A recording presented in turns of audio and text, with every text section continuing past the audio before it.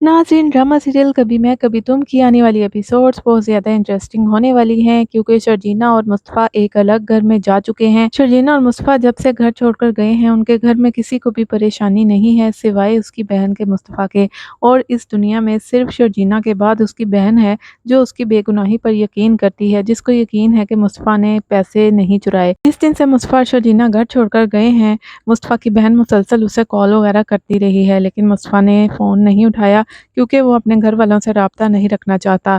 इस वजह से उसकी बहन परेशान होकर उनका घर ढूँढ लेती है और वहाँ पर आकर हैरान रह जाती है मुस्तफ़ा और शर्जीना को ऐसी हालत में देखकर। लेकिन मुस्तफ़ा को उसका वहाँ आना पसंद नहीं आया और वो उसको डाँट देता है और कहता है कि मैं आप लोगों से कोई भी ताल्लुक नहीं रखना चाहता।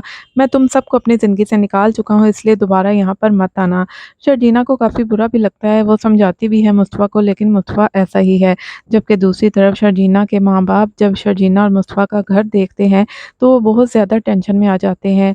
और शर्जीना का बाप तो अपनी बीवी से कहता है कि देखो ज़रा हमारी फूल सी बेटी को मुस्तफ़ा ने कहाँ पर फेंक दिया है। शर्जीना के बाप ने मुस्तफ़ा को काफ़ी बातें वगैरह सुनाई थी, वो चाहता था कि शर्जीना को वो लोग अपने साथ ले आएँ लेकिन शर्जीना नहीं गई।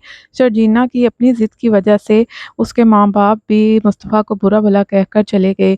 हालाँकि मुस्तफ़ा भी यही चाहता था कि शर्जीना अपने माँ-बाप के घर चली जाए क्योंकि वो नहीं चाहता कि इस गंदे से घर में शर्जीना रहे, क्योंकि उसको पता है कि ये घर कहीं से भी शर्जीना के काबिल नहीं है। इसलिए मुस्तफ़ा चाहता था कि अभी फ़िलहाल वो अकेला घर से चला जाए और शर्जीना अपने माँ-बाप के पास चली जाए।